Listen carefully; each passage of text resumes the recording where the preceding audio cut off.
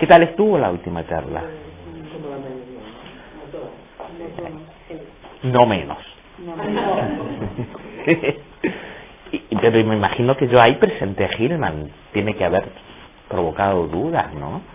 O reflexiones, o parecer poco común, o igual previsible, no sé, algo tendrán que decir. Algo les habrá sugerido, ¿verdad o no? Bueno, puesto que no hay preguntas, sigo para adelante. Estoy muy resfriado, ¿eh? ¿Una qué? Una pregunta. Yo te ayudo. Tú empieza y yo sigo. ¿Es de qué tipo? No, que cuando Hillman dice que el alma hace... No. Que se hace alma. Que se hace alma. Entonces dice, el contexto social influye en hacer alma. Y el hacer alma está en el contexto social, político, económico, en el contexto histórico. ¿Ah, sí? ¿Dice eso? ¿O no? Que yo he dicho que dice eso. No, ¿Ah? yo lo entendí así. Pues no. Que yo sepa. El alma se hace, no, eso sí, el alma se hace. El alma siempre se mueve históricamente, nunca está fija, es algo dinámico. ¿Pero de dónde lo sacaron esto? No sé, me lo he sacado de conocimiento. De mi clase no. De mi clase no, ¿verdad? Yo sí que lo he dicho, pero no hablando de Hillman. Yo lo he dicho hablando de Eric, sí señor. Sí, en la respuesta a tu pregunta fue, en la clase pasada comenzamos con unas preguntas, se ve que el único que la ha oído soy yo, el que la tiene fresca por lo menos. Empezamos con una pregunta tuya, ¿no? Primero esa pregunta tipo política, pero luego tú haces esa pregunta, ya Jung habla de que hay una evolución histórica de la conciencia, que el supuesto hombre prehistórico tiene una conciencia grupal y que el desarrollo de la conciencia individual ha tomado tiempo, una cosa así, ¿no? Debe ser a eso a lo que te refieres. Me imagino yo, estoy tratando de adivinar. No sé, yo cogí la idea de que para Jung el alma es una cosa fija, sino que se interrelaciona. Es que el tema es difícil. Y yo, claro, he intentado a lo largo de muchas clases que se liberen, pero es muy difícil, una tradición de cristianismo y de confundir alma con temas religiosos y de no poder desprenderse del lenguaje de sentido común para entrar en la psicología y seguir hablando como en la canción, ¿no? Me duele el alma, y creerse que alma es un... Siguen hablando del alma como de una sustancia, siguen hablando del alma como de una cosa que anda por ahí, y yo me he esforzado a lo largo de todas estas clases, empezando con Descartes además, y con Kant, en ir mostrando que la idea de alma que ha ido cambiando, no se puede llegar a nada sin una idea. Cuando ustedes hablan de alma, hablan a través de una idea que tienen, que no se dan cuenta de la idea que tienen, problema de ustedes. Pero hablan a través de un presupuesto y que ustedes ya imaginan que es el alma, a través de una idea. Espera, no es contigo. Y esa idea que se está usando todo el tiempo es del alma como una cosa sustancial. Yo me recuerdo en la última clase haber insistido, el alma no es ni como un pulmón, ni como un riñón, ni como un corazón invisible que ande por ahí, porque no es un objeto, no es una sustancia, no es. Se hace. No es, por lo tanto. No es un qué. Y esto cuesta entenderlo. Es como el razonamiento. ¿Qué creen? ¿El razonamiento es un objeto que anda por ahí? ¿Qué es el razonamiento? Es un proceso. Bueno, podemos hablar de... Me encontré con abrí al Señor y me encontré los pulmones, el corazón y el razonamiento. Ni siquiera en el plano astral, porque se pueden imaginar, porque aquí son muy esotéricos, que en el plano astral hay una cosa equivalente al corazón en el físico, que sería el alma. Pues no, el razonamiento no es un qué, sino que es un proceder, no es una sustancia, por lo tanto, es un movimiento, un paso, un proceso. ¿Sí? Esto he estado todo el tiempo tratando de enfatizar, pero es como que se olvidan y se cae otra vez en el uso vulgar de la palabra alma, que de hecho más que vulgar es para ustedes teológico, es lo que aprendieron cuando eran chiquititos y de tanto cura y de tanta cosa, y la salvación del alma y el alma, y nos salimos de la psicología y entramos en otra cosa. Entonces el intento era que ya a partir de Freud empieza la idea. A partir de Freud empieza la idea y la seguimos luego, vimos que nada del alma no es un qué, es un discurso, lo he dicho todo el tiempo. Un discurso no es una cosa. Puedo coger una mesa, puedo imaginar un átomo como una sustancia, pero un discurso, ¿qué es un discurso? Un discurrir, una forma de organizarse. Una forma de organizarse no es un qué, es una forma. Tienen que pensar. Hay que pensar. Es que es inevitable. No se puede ir a golpe de intuición, de emoción, de sentimiento y de entusiasmo. No se puede. Se está en un mar subjetivo, infantil, impresionable, sugestionable. Están a merced de cualquier manipulador. ¿Qué no piensan? ¿Sí? Es que no se han elevado todavía a la capacidad potencial de inteligencia. No, están en el estadio del perro y del gato, que se mueven por impresiones, por sentimientos, por presentimientos, por miedos, por imaginaciones. Pero atravesar esto para intentar entender, esto es fundamental, ¿sí? Somos adultos y queremos entrar en un tema tan complicado, tan complejo como el alma. Cuando decimos que el alma tiene que ver con la historia en parte, era eso, que como proceso de la conciencia, el alma es el llegar a ser consciente de, y por supuesto va acompañado de inconsciencia, porque ¿qué es la inconsciencia? No es un qué, es la otra cara de lo que no te das cuenta. Siempre que hay un darse cuenta, hay un no darse cuenta. Siempre que hay derecha, hay izquierda. No es que la derecha sea una cosa, la izquierda sea otra cosa. Con mano sí, mano derecha, mano izquierda, pero en una calle, su derecha y su izquierda son dos direcciones a partir de una línea divisoria. En cuanto pones la divisoria, hay derecha e izquierda. Pero no hay un objeto llamado derecha y un objeto llamado izquierda, sino direcciones que surgen a partir de una estructura. ¿No entienden a esto? No puedo creer que les cueste tanto, ¿no? Y por lo tanto, siempre que planteamos una dirección, hay una derecha o una izquierda, pero no hay un objeto llamado el objeto derecha y el objeto izquierda. No son cuartos, se mueven. Porque si yo giro, con mi dirección gira lo que está a la derecha y a la izquierda. Si fueran habitaciones, por mucho que yo gire, ahí quedó la habitación izquierda y la derecha. Pero la orientación de derecha a izquierda es relativa al observador. En cuanto giro, lo que está a mi derecha ha cambiado. ¿Lo entienden o no? ¿Es tan difícil esto que digo? No.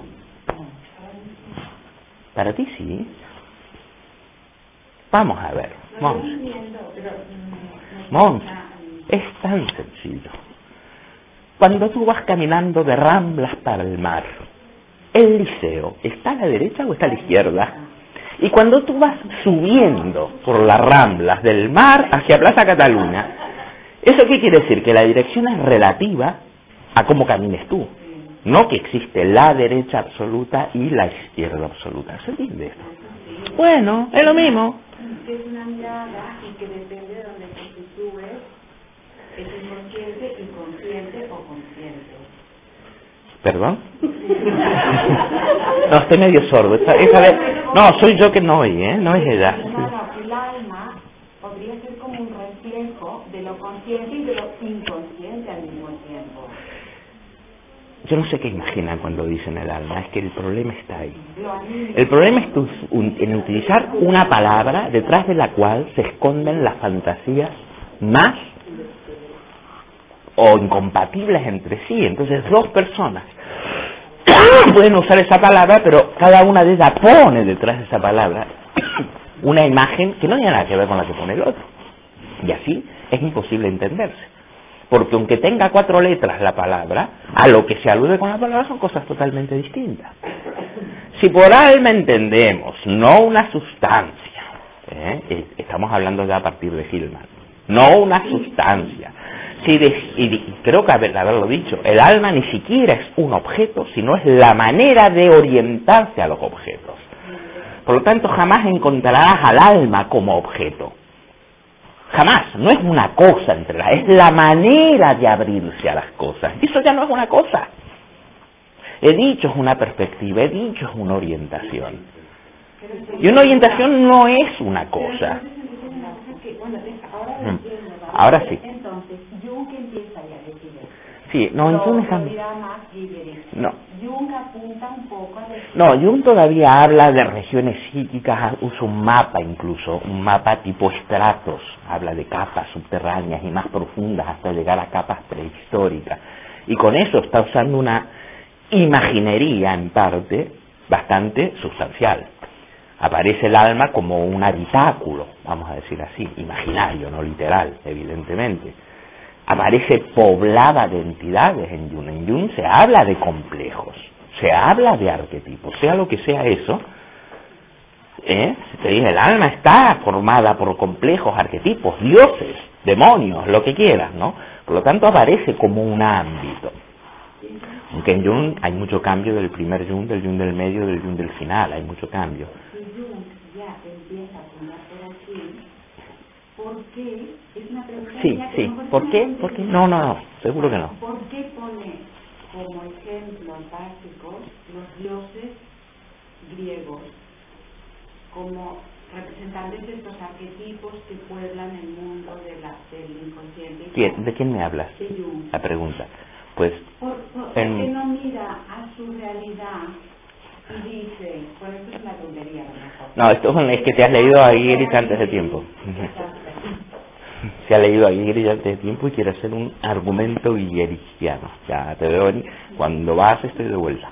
Eso decía mi papá cuando era chico y me ponía tan nervioso. Cuando tú vas yo ya estoy de vuelta. Pero tenía razón. Eso era lo peor. Me veía donde yo quería llegar y él ya había ido, ya había vuelto. Donde a mí me sacaba las casillas. Pero tenía razón. Y ahora lo comprendo porque ya estoy de vuelta. Ya sé a dónde va, ya sé de dónde viene y ya sé a dónde quiere ir. Pero yo no me metería con eso todavía. Preferiría hacer el camino progresivamente que ya saltar una meta de la que no hemos hablado para mirar desde ahí. Pero sí que he insistido a lo largo de todas estas charlas que tienen que oírlas, tienen que pensarlas, sobre todo no se lo tienen que creer, tienen que usar un material de reflexión, no dogma, acto de fe o manera de sentirse y conmoverse, porque eso no vale nada. Se conmueven hoy y mañana se conmueve por otra cosa y todo queda tan superficial. Permanecen intocados, intactos. No le ha pasado nada a ustedes, es decir, perdón de la palabra, pero siguen siendo los mismos Pelmas. La gracia es que no, que algo entre, que algo rompa en uno. De tal manera que no importa qué diga, lo importante es que el cómo me oriento ha sido cambiado. Esto no lo puedo hacer yo. No se puede, cada uno tiene que hacerse la propia cama, en la vida y en el conocimiento. Nadie te hace la cama y tú te acuestas, no. Tú duermes en la cama que tú eres capaz de hacer, y si eres incapaz de hacer cama, duermes al abierto. Nadie puede hacerlo por ti, nadie puede pensar por ti. El acto de pensar es un proceso. El que yo piense no los hace pensar ustedes. Ustedes están ahí escuchando los resultados del pensamiento de otro. No están haciendo nada, no están en activo, no les pasa nada. No, tienen que hacer el esfuerzo, insisto, pero que es verdad, va por ahí. Aquí sí que les pido un acto de fe. Créanme que si un día se esfuerzan por pensar, les va a pasar algo. Y si se limitan a repetir, a contemplar, a creer, a predicar una religión, un dogma o algo, no les va a pasar nada, van a ser los mismos opencos con más cosas en el bolsillo. Cargados, ahora llevo este libro, ahora llevo aquel, pero sigo siendo el mismo. La gracia no es llevar libros, la gracia es haber pensado, haber visto, haber hecho un proceso en el cual uno se descubre. Si yo camino, me siento caminar, lo importante no es solo el terreno que recorro, es lo que me pasa a mí mientras lo recorro.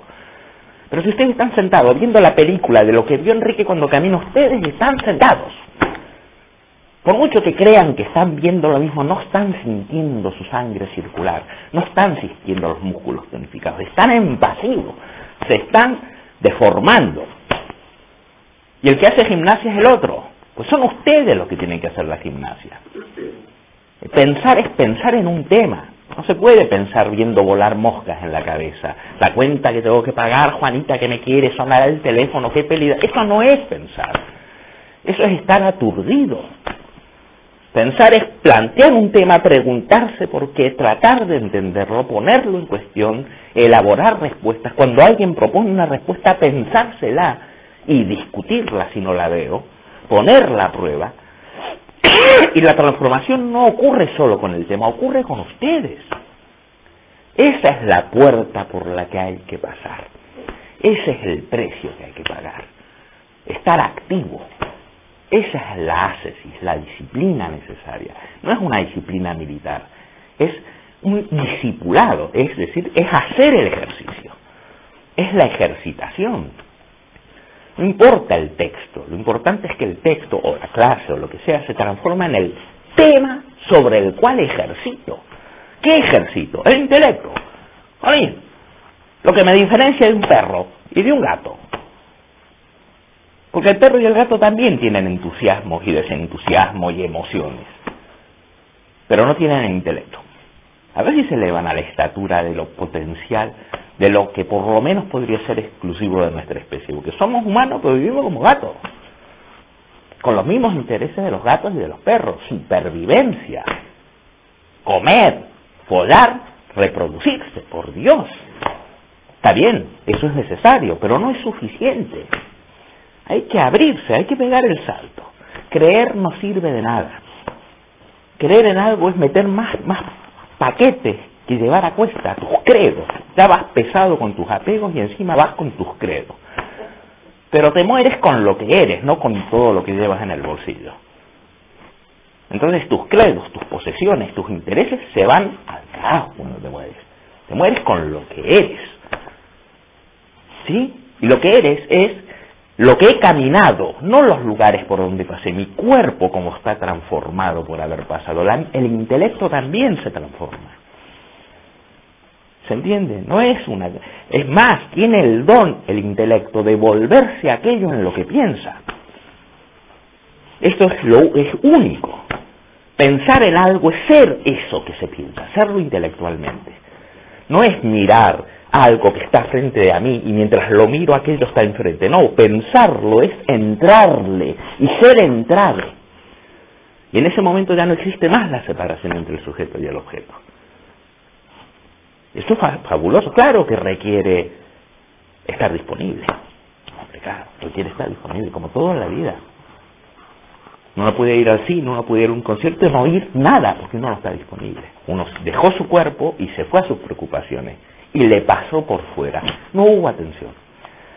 La atención es el milagro de la conciencia. Y eso es la conciencia. Por ahí va el alma. Cuando hablamos de la atención, no hablamos de una cosa. ¿Qué es la atención? No es un objeto. Pero siempre que se atiende, se desatiende. La atención de la conciencia es selectiva. El atender esto implica una desatención al otro, es necesario. Hay que una relación entre conciencia e inconsciente. No son dos cosas, son los límites de una dirección.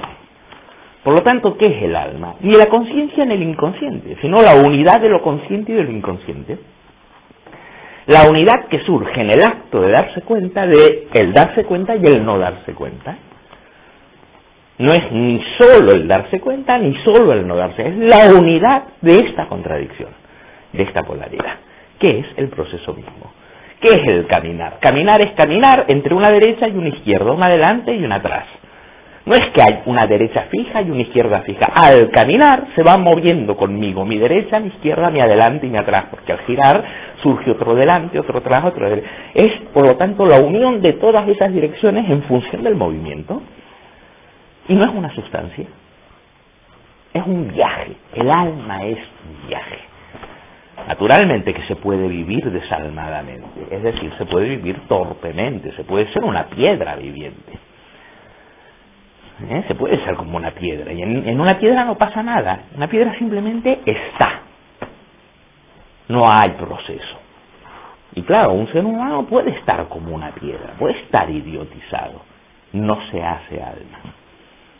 El alma se hace. ¿Qué quiere decir? Se hace, deviene, se pone en marcha. Y en esto insiste mucho Hildman. Y el alma que se hace, que es la mirada que se hace, no un objeto, pues ya están pensando en el, me imagino, el alma como una tarta que uno hace. Pues no, no es una tarta. Una tarta es un objeto. No se trata de hacer ningún objeto. Se trata de ir penetrando en una mirada que revela un mundo y que te revela a ti. Y eso es indefinido. ¿Se acuerdan? El alma tiene un logos que se acrecenta a sí mismo indefinidamente. Por lo tanto, hacer alma no es como hacer una tarta que ya está hecha y se acabó, y quedó ahí la tarta y por ahí ando yo. No. Es una inmersión que cada vez lleva a planos mayores de profundidad. No es ni el fondo ni la superficie, es el viaje. El viaje. Y el viaje no es un qué. El viaje no es una cosa. Puedo tocar el barco, los pasajeros, pero el viaje ¿qué es? Es un movimiento. No es una cosa, por lo tanto. En el mundo habrá barcos, habrá gentes y habrá puertos, pero el viaje no es una cosa más que haya. Cuesta pensar en esos términos, porque están acostumbrados a que todo sea cosa. Eso es literalismo, esa es la falacia naturalista, esa es la prisión del alma. Cuando decimos el alma está atrapada en la materia, es esta incapacidad de poder fluir en algo más que no sean objetos cuantificables y localizados. Hasta hacen eso de la gente, transforman a sus parejas, a sus amigos, y no hablemos de la sociedad, en objetos medibles y cuantificados. Literalizado, sin alma, diría Hildman. Puro ego. El ego es aquella mirada también que se caracteriza por la literalidad, es decir, por hacer objeto, no por penetrar en la profundidad. ¿Se entiende?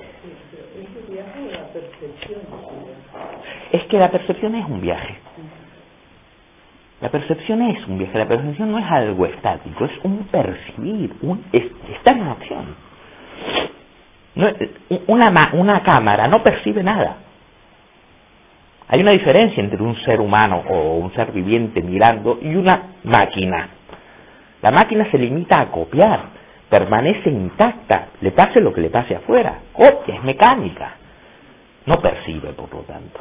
Simplemente, ahora, ¿nosotros somos máquinas? No, somos sujetos. Y por lo tanto la percepción nos afecta. Y la percepción se ve afectada por nosotros. De eso no percibimos nada sino a través de nosotros mismos. Es el colmo del literalismo imaginarse que somos máquinas. Es decir, que hay percepciones supuestamente objetivas sin sujeto. Y que es lo mismo un enfoque de una cámara que un ser humano percibiendo. El ser humano percibe a través del alma. ¿Se entiende? Incluso cuando ustedes ven el resultado de una máquina, no ven lo que la máquina ve, ven a través del alma, y por lo tanto cada uno ve lo que ve. Y lo que ve es vivido desde una evocación, desde una memoria incluso, desde una interpretación. El alma es interpretación. Ahí está, eso está muy bien. Y la interpretación no es voluntaria, surge todo el tiempo, pero la interpretación no es personal tampoco. Es y no lo es, porque uno interpreta desde los parámetros del tiempo en el que está. Por lo tanto, si pusiéramos un egipcio de los faraones aquí, no interpretaría esta habitación. Hombre, estaría alucinado con la luz eléctrica. Imagínate, con estos aparatos aquí, no entendería nada. Por lo tanto, creer que somos idénticos a los egipcios es un error terrible. Es cierto que los egipcios tenían 2 hemisferios cerebrales, 2 pulmones, riñones. Estamos hablando de biología. Pero el alma no es biología. El alma es el proceso de la conciencia. Y el proceso de la conciencia en el antiguo Egipto no es el proceso de la conciencia en la Europa del siglo XXI. Esa mentira, en Occidente. Y no podemos ser como los egipcios. De la misma manera que el egipcio antiguo. Y ese egipcio no puede ser como nosotros. No es que no quiera, ni que sea perezoso, ni que sea estúpido. Los códigos a través de los cuales interpreta hacen inaccesible entrar en este mundo. ¿No entienden a esto? Así que el proceso de llegar a este mundo para él implicaría no solo aprender cosas, es transformar su percepción, llegar a vivirse de otra manera. Claro que se podría, supuestamente, como los casos típicos del niño salvaje recogido y traído a la sociedad, pero el niño salvaje no es el que era, que luego se vuelve culto, sino que cambia, ya no es más el que era cuando accede al lenguaje. En ese momento empieza el alma. En el momento en que hay reflexión, lenguaje, nombrar, ya hay un distanciamiento, ya hay un acto no natural. Y eso es alma. Alma no es fisis, por tanto. Alma no es naturaleza. Alma no es órgano. Alma no es objeto. Alma es el proceso de distanciamiento, de mediación. El alma media, es lo que media permanentemente. Es la mirada mediadora, por lo tanto, que abre mundos y te revela a ti también, siempre cambiando, porque tú también cambias. ¿Se entiende esto? Bueno, vamos a dejar eso, porque igual llegamos, igual no, yo no garantizo nada. Pero yo dije en la última, sintetizando, piensen que es un pensamiento riquísimo, riquísimo, que no se puede agotar ni en 1, ni en 2, ni en 5, ni en 10, ni en 15 charlas. Estamos hablando de un pensamiento que ha, entre muchas cosas, este pensador ha escrito y publicado 27 libros, ¿no? Y dice, no, que resuma 27 libros en 2 horas. Ni se lo sueñen. Lo que tienen que hacer, si les interesa, es ponerse en marcha y entrar en contacto con lo que dice ese pensador. Y no con el resumen tipo selecciones del Reader Digest que puede hacer Enrique para ustedes. Versión simplificada, digestible, fácil, elemental, que no me implique esfuerzo. No, esto sí, no. Esto es para picar el interés y se mueven, ¿no? Si les interesa. Que quede claro. O sea que lo que voy a decir es una simplificación extrema de algo muy complejo. Mucho. La clase pasada fue lo mismo, fue una simplificación extrema de algo muy complejo. Si eso les pareció maravilloso, pues les parece maravilloso una cosita para niños, una versión simplificada, trivializada, divulgativa de algo infinitamente más rico. Si eso les gustó, pues imagínense lo que puede ser el original. Están probando café descafeinado, sintético, químico, lo que debe ser buen café. Nada que ver, otra cosa. Es solo un lejano, remota analogía. Hay que ir a tomar el café, ¿no? Por mucho que me hablen a mí de café, hasta que no lo pruebo no sé cómo sabe. Es lo mismo, ¿no? Hay que probarlo. No oír todo lo que el otro te cuenta de lo que él sintió cuando tomaba el café. O tomar cursos acerca del grano, acerca del color del café. No sabrás cómo sabe hasta que no lo veas, ¿no? Y así es todo. Y el pensamiento también. O sea que esta versión es muy simplificada, aclaro. Por muy bonita que sea, claro que tiene medio. Yo soy muy bueno en mi profesión. Claro que es. Hombre, claro. ¿Puedes sintetizar en 2 horas? Sí, pero que no se queden contentos con eso. Que no se queden conformes y digan, yo ya sé, porque como hoy una charla de 2 horas no sabes nada. Nada. Solo tienes una vaga imagen de algo muy complejo. Dijimos que había para él 4 formas características de devolver el alma al mundo, es decir, de volver a mirar con profundidad de tal manera de que se revele una profundidad que solo aparece ante una mirada de profundidad, que es el alma, ¿no? Sí, continuamos con lo dicho. No puedo ahora ir más atrás. Y dijimos 4 maneras, si se acuerdan, ¿no? Está típico, y eso está en su libro clave, Revisar la Psicología, que son personificar, que es una forma de darle alas a la actividad espontánea, anímica, de la imaginación. Es decir, es rescatar, poder darse cuenta de la presencia de lo imaginativo en todo acto. Y por lo tanto darse cuenta de que detrás de una percepción, detrás de un pensamiento, detrás de una reacción, lo que habita ahí condensado, como si estuviera oculto, como inadvertidamente, es una imaginación, es un acto de imaginación. Por lo tanto, esa primera fase es un recuperar, seguir muy fiel a Jung. Todo esto ya comienza con la fantasía en Freud. En Freud sería lo mismo, darse cuenta de la fantasía que origina un síntoma, una conducta, una manera de vivir. El ser humano vive no por lo que dice ni lo que cuenta, sino por fantasías ocultas que se justifican en lo que dice y lo que cuenta. La persona puede decir, Yo me creo esto, pero lo que se cree no es. Lo que se cree es obligatoriamente porque hay la fantasía inconfesada, o sea, no reconocida, inconsciente por lo tanto, que es la base de ese pensamiento consciente. Eso es lo que intenta hacer Freud, eso es lo que intenta hacer cualquier persona que sea psicóloga, que hable con la psique. ¿Qué hay detrás? Jamás se queda con lo que aparece como todo lo que hay. Esa es la mirada superficial. Dice esto, ¿qué hay detrás? Mira para allá, ¿qué hay detrás? No a dónde mira, desde dónde mirará para mirar para aquel lado. Todo quiere decir otra cosa. Todo. Esa búsqueda de lo otro, detrás de lo manifiesto, hace alma. Eso es hacer alma. Quedarse con, no hay más que lo que veo, eso es literalidad. Eso destruye al alma. Eso acaba en el cerebro. Eso es una vida sin alma, sin mundo animado y sin alma en la contemplación.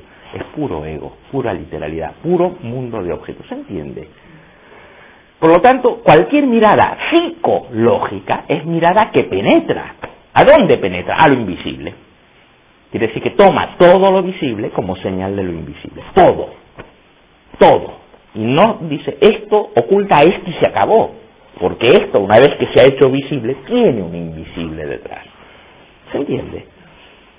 Lo invisible, lo que sustenta todo, es imaginación.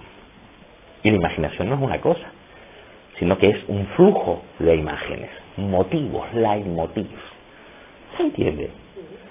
Así que el primer proceso, a ver si podemos hablar un poquito de eso, es personificar. Es decir, personificar no es personalizar, es todo lo opuesto de personalizar. Personificar un sentimiento, por ejemplo, es dejar de vivir el sentimiento como una propiedad que yo tengo para vivir el sentimiento como un daimón en el que habla un dios. Joder, eso sí es personificar. Y entonces, ¿quién puede ser tan egocéntrico de decir, no le prestes atención al sentimiento? Eso se puede hacer en un mundo personalista, que es distinto, un mundo egocéntrico, un mundo que no cree nada más que en sujetos humanos con propiedades. Mis sentimientos, los sentimientos son míos. Esto no es personificar el sentimiento, es destruirlo, transformarlo en una moneda que yo tengo, que no significa nada.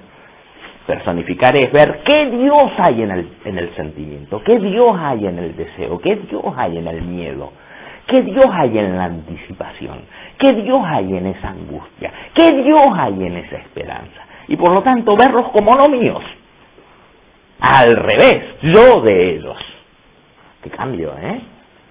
Esto es una cultura del alma que se ha perdido, indudablemente. No estamos educados para reconocer el alma, estamos educados desde la mirada superficial. Es más, negamos la mirada anímica, decimos, son míos los sentimientos. No, tú estás poseído, son otros, son seres con vida. Por supuesto que no hablo literalmente.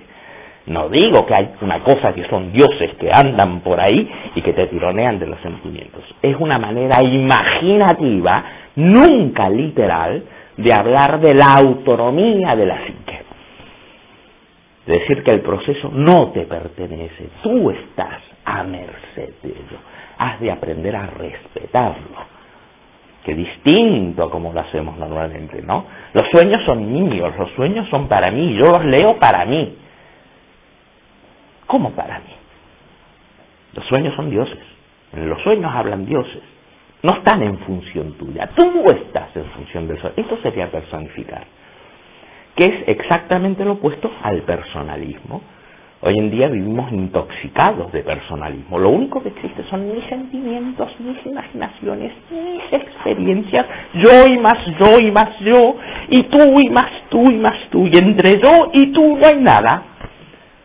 Todo es humano, terriblemente humano, demasiado humano, pequeñamente humano, asfixiantemente humano. Todo es confesional. O es mi culpa o es tu culpa.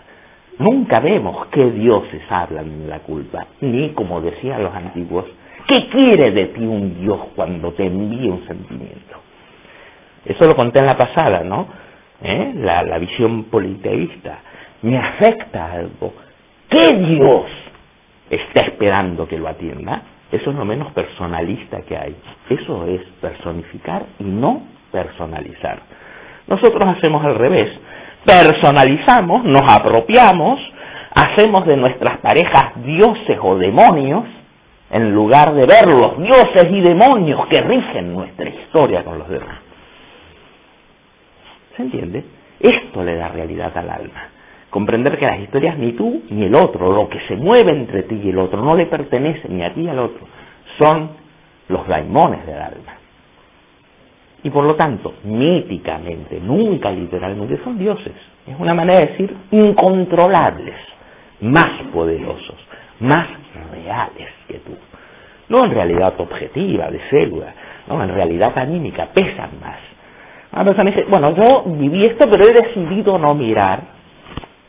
Pensemos que está haciendo esa persona que se cree dueña de todo lo que le afecta, cuando en realidad está afectada por todo aquello de lo que se cree dueña.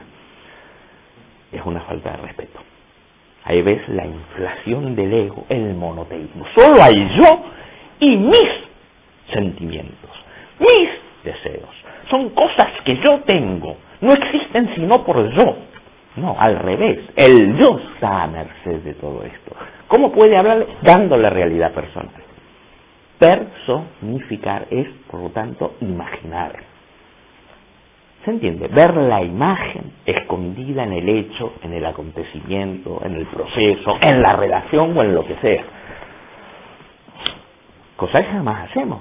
Porque para nosotros lo único real es tú y yo, y lo que yo pienso y lo que tú piensas, y nada más, y es cosa nuestra.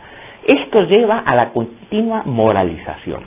Mi culpa o tu culpa, o hacerlo bien o hacerlo, como que no hay factores que nos manejen.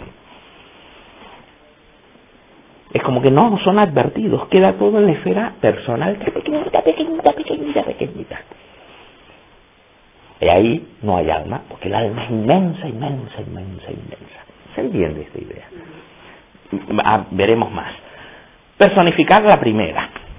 La segunda, el segundo proceso, es el orden que él le da, no importa, dijimos que era que tiene que ver con patos, y patos es enfermedad, padecimiento, sufrimiento. El alma se manifiesta, por lo tanto, no el yo, sino lo anímico, la visión de profundidad se hace posible a través de la deformidad. Y por lo tanto, lo que llamamos deformidad es un proceso por el cual el alma se hace, se muestra, surge la profundidad, se hace el proceso. El patos, por lo tanto, no es solo algo que me afecta, sino algo a través de lo cual se revela un mundo. ¿Se entiende esto? Por lo tanto, no es que yo estoy triste, sino la tristeza me obliga a ver a través suyo. ¿Y qué se ve a través de la tristeza? ¿Qué se ve a través de la angustia? No te pertenece lo que se ve. El patos revela. No es tuyo lo que revela. Te lleva a un plano de realidad imaginaria. Por lo tanto, todas las ideas de normalidad son ideas justamente de destrucción de lo anímico. ¿Qué es ser normales? Ser robots, ser previsibles, ser como máquinas, ser sin alma. Lo que muestra Hillman es que la normalidad es una fantasía. Y una terrible fantasía también. Nadie sabe lo que es normal, pero la gente se lo cree. Te ponen un rótulo y te cagas todo. Esquizofrénico, por supuesto, quien lo decreta no tiene ni puta idea, pero tiene una fantasía. Su fantasía de lo que debe ser normal y su fantasía de lo que es locura. Pero no sabe qué fantasía. Cree que habla de ellos. Está poseído. Es un poseso monoteísta, además, que cree que hay una norma, solo una, y todo lo demás ha de ser ajustado a la norma. Y tú también poseso en cuanto te crees esos rótulos y no percibes la fantasía que habita en esos rótulos. Los dioses. ¿Comprenden? Esto no quiere decir que no haya patología, porque entonces, como decíamos, entonces según Hillman justamente hay patología, y es la patología lo que tiene que ser salvado para salvar al alma. No es la patología lo que ha de desaparecer, es la mirada que hace de la patología algo aborrecible. ¿Se entiende esto? Y la patología no solo está en las clínicas ni en la cosa terapéutica, la patología está en la sociedad también, la patología está en la política, la patología está en la economía. La economía es patológica, la economía es paranoica, obsesiva.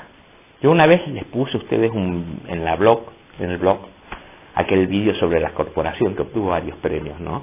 Que ahí tienen un ejemplo de personificación. Personificar una corporación como si fuera una persona.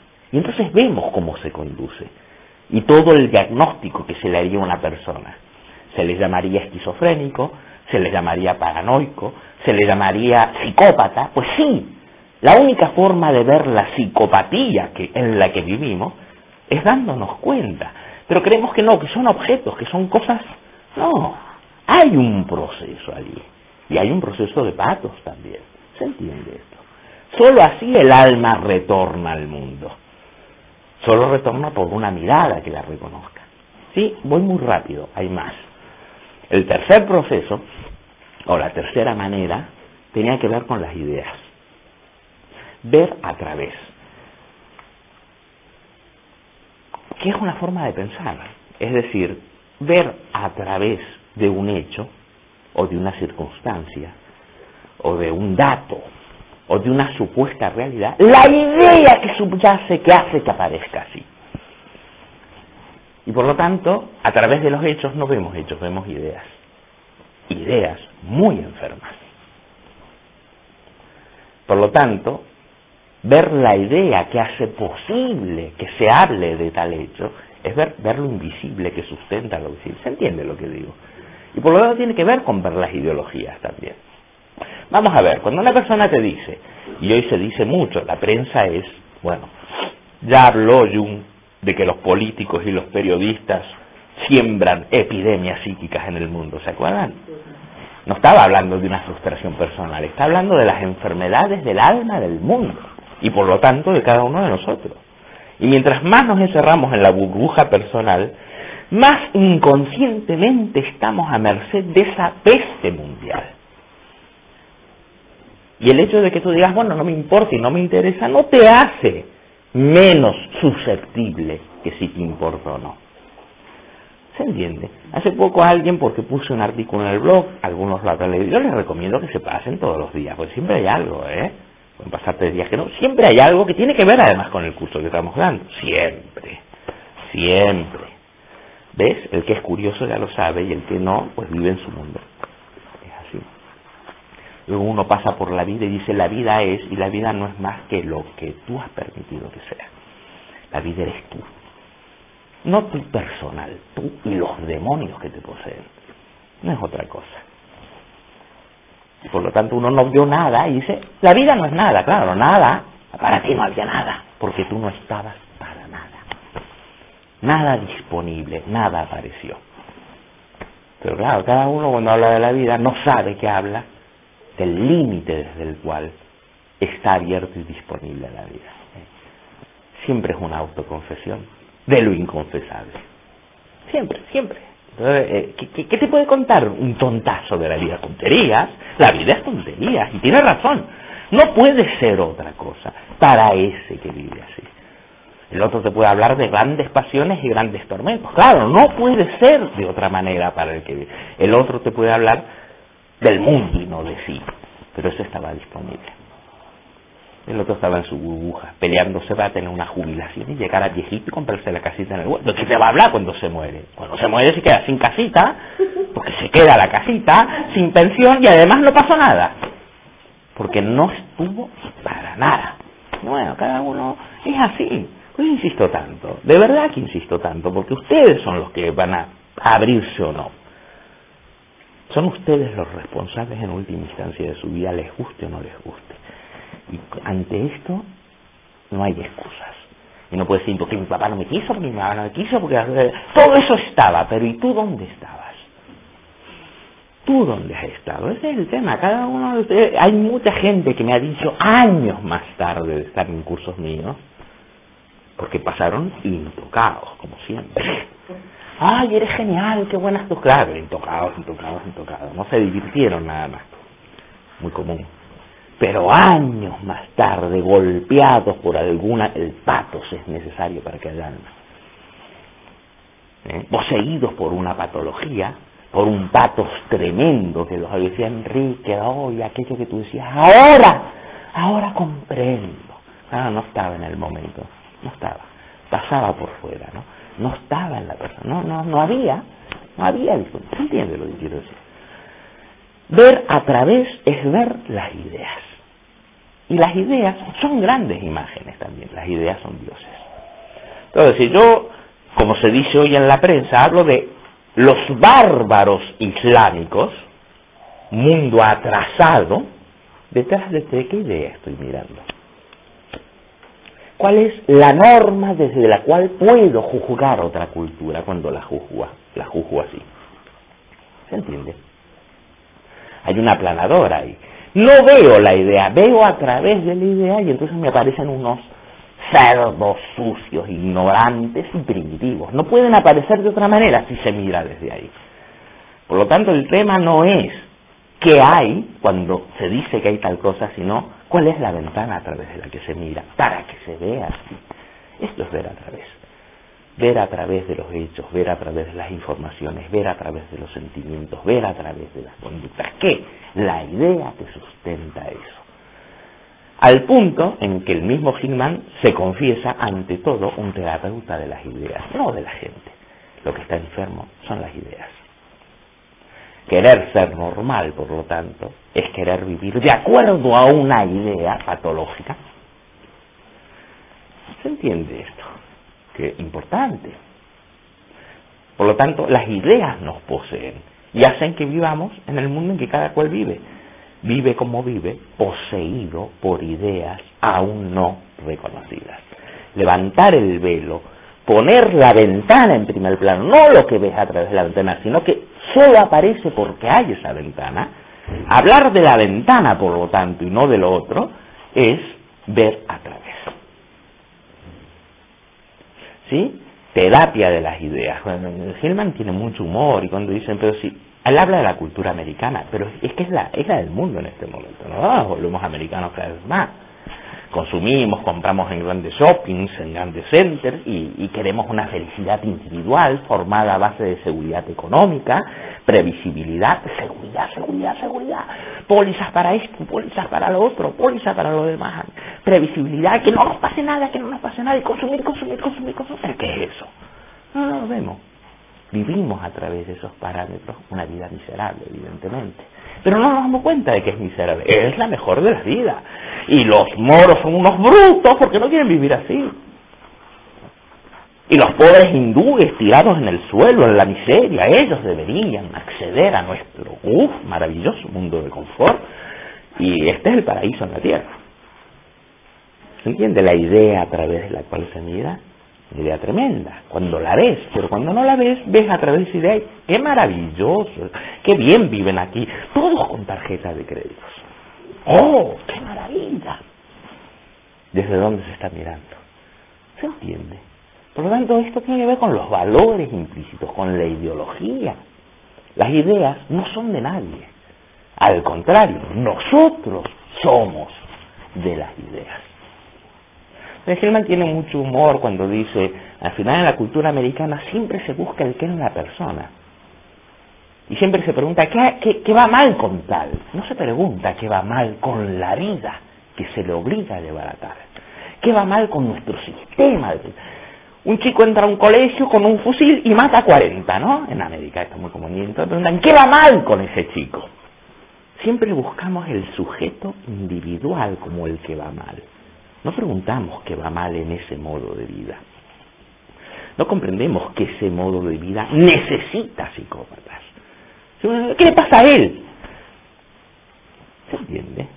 No es independiente la psicopatía de un estilo de vida, para nada. Una sociedad que genera psicópatas es una sociedad poseída por daimones. Y no es simplemente encontrar al psicópata, porque el psicópata es la otra cara de la psicopatía. Entonces él se burla cuando dice, bueno, es que actuamos con las personas igual que con los coches. Entonces cuando nuestro niño está mal, es igual que cuando llevamos el coche al mecánico, le preguntamos al terapeuta, ¿Qué tiene? ¿Cuánto me va a costar? ¿Y a qué hora lo puedo pasar a buscar? ¿No es verdad? ¿No hacemos eso? Dígame, ¿qué tiene, doctor? ¿Cuánto cuesta? ¿Y a qué hora se lo paso a buscar? Exactamente como el coche cuando vas al mecánico. Dígame, ¿qué tiene? ¿Cuánto me va a costar? ¿Y a qué hora paso a retirarlo? ¿Cuál es el problema? ¿Es el problema del chico? Ah, pero es mucho más fácil decir el chico está mal, todo lo demás está bien. ¿Qué le pasa a este chico, no? ¿Qué pasa con este modo de vivir? Y ahí nos damos cuenta de que las ideas están enfermas. Y naturalmente hay víctimas de las ideas. ¿Comprenden esto? Es muy revolucionario, Gilman, ¿eh? Mucho. Por eso me gusta tanto. Y el cuarto y último proceso, que es propiamente hacer alma. Hacer alma es deshumanizar. Volver a achicar lo humano para comprender la importancia de todo lo otro que el occidental ha destruido para transformarse en el centro y parámetro de toda realidad. El mismo proceso de otorgar realidad imaginal, no literal, a los dioses es un proceso de achicamiento de lo humano. Deshumanizar es lo mismo que reconocer el alma del mundo. O sea que es rebatir la falacia antropocéntrica o antropológica. ¿Se entiende? Aquí está Nietzsche cuando decía humano, demasiado humano. Estaba mostrando ese último de los hombres, el más pequeñito de todos, corriendo como un pulgón y creyendo que tiene la clave de todo, y es un zopenco, una plaga, un pulgón, que ha hecho del mundo una tontería manejable. El mundo se ha vuelto tonto porque se mira desde esa tontería. Entonces hay que achicar al pulgón para dejar espacio a todo lo demás. Hay que achicar, sobre todo en la psicología, porque Gilman escribe como psicólogo, este antropocentrismo enfermizo, que ya no reconoce más que la intimidad personal. ¿Se entiende? Esos son los cuatro procesos. Pero ahora me gustaría poder mencionar un poco sus palabras, no todas, porque habría que leerlo todo, pero algunas de sus palabras, ¿no? Por ejemplo, a ver si lo entienden. Tiene tela, ¿eh? Aclaro, tiene tela, pero a ver si lo entendemos. Cuando dice: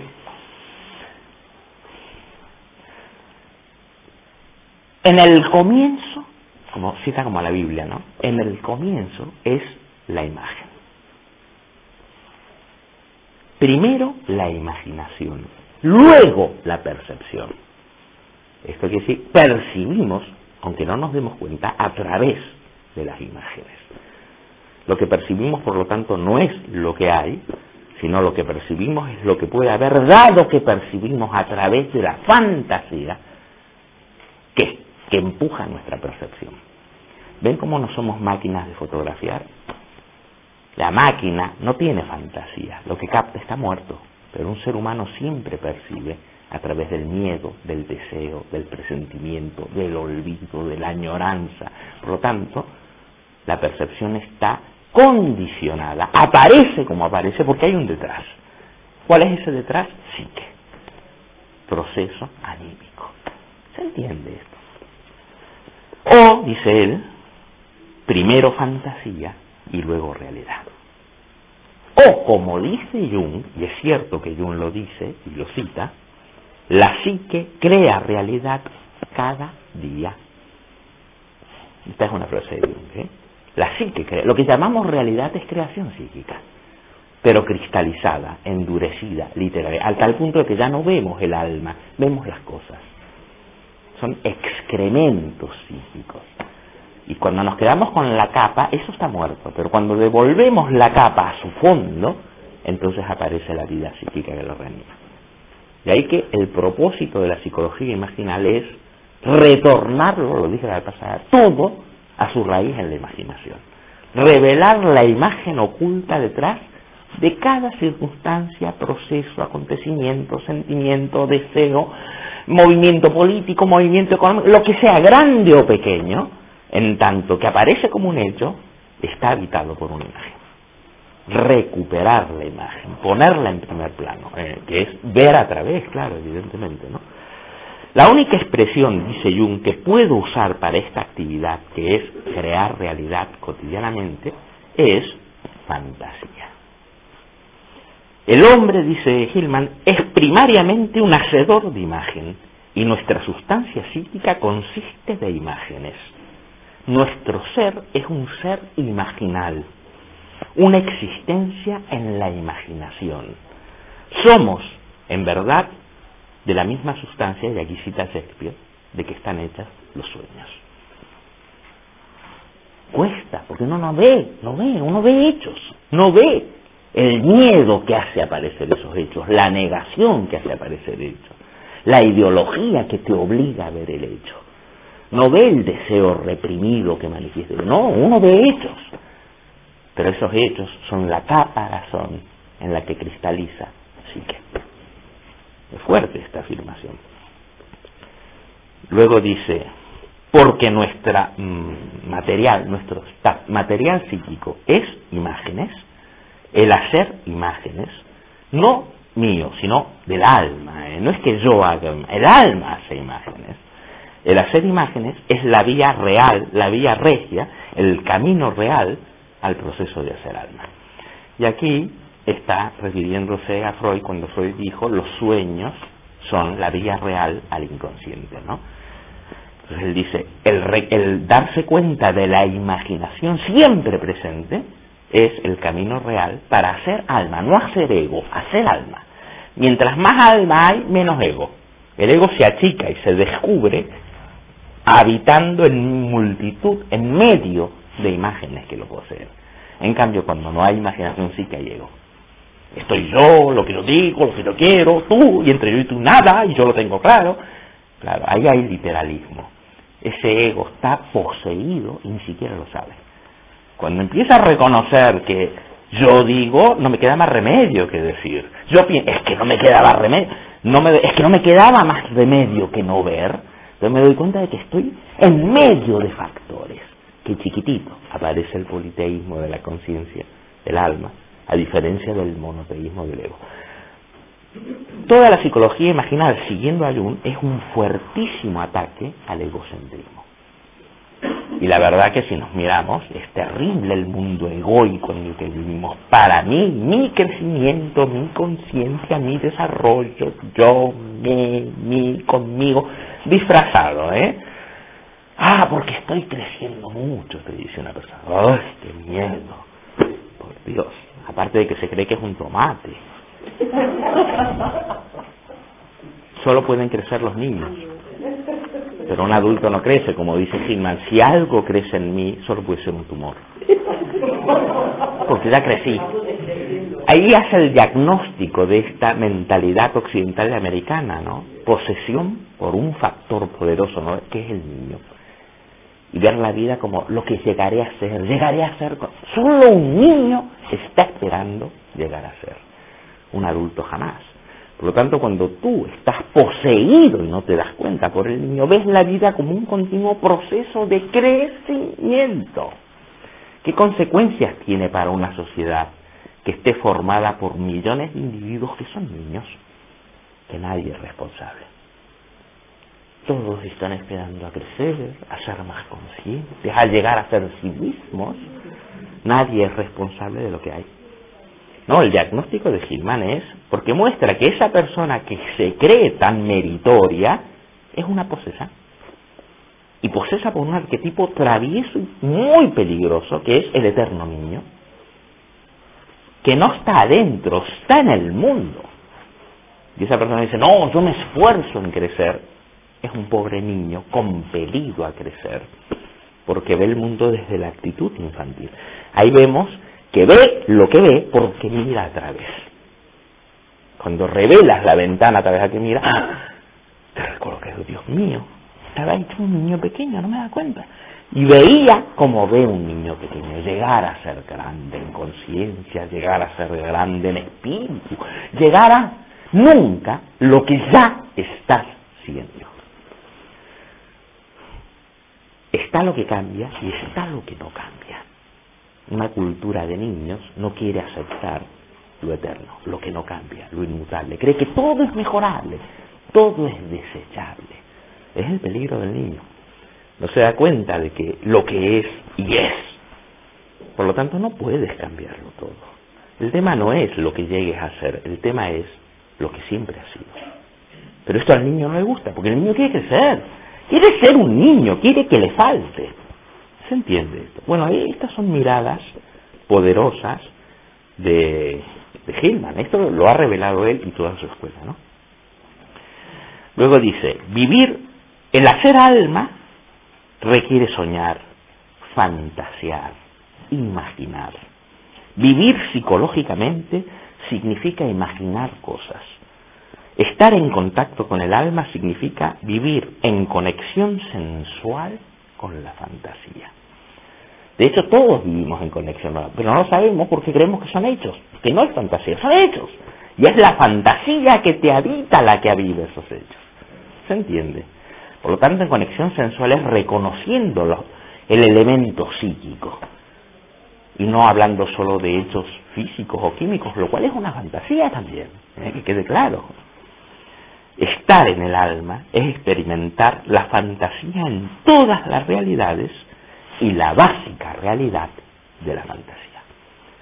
Bueno, basta, se podría seguir porque es maravilloso, qué gran escritor, La fantasía en toda realidad y la realidad de toda fantasía.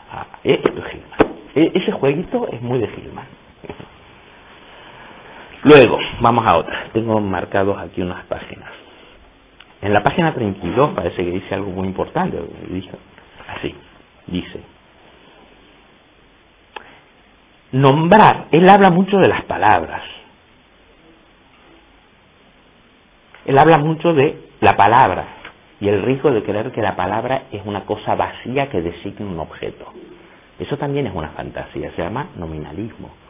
Cuando dice Hillman, la palabra tiene un ángel, la palabra es una idea. Hay que tener ojo con las palabras crean mundo, las palabras nombran desde la imaginación. Por lo tanto, hay que reimaginar el lenguaje también, reconocer el lenguaje. Cuando una persona te dice, estoy ascendiendo en mi trabajo, fíjense la metáfora que hay ahí, es ascenso, no es descenso, no es una metáfora de profundidad, es una metáfora de despegue. Es la misma metáfora que existe en las doctrinas espirituales. Pero es oír al lenguaje, otra vez. No solo oír lo que el lenguaje dice y no darte cuenta de que hay un lenguaje en el medio y que dice lo que dice porque habla con tales expresiones. Entonces, cuando empiezas a atender no solo a lo que dice, sino a cómo lo dice, en el cómo ya está presente el alma, que no es advertida, evidentemente, pero está presente. Cuando una persona te pregunta si algo es bueno o es malo, fíjense el lenguaje. Es un lenguaje moral. Solo puede surgir esa pregunta, por lo bueno o lo malo, para una mirada que mira desde una moral. Si no, no aparece lo bueno o lo malo.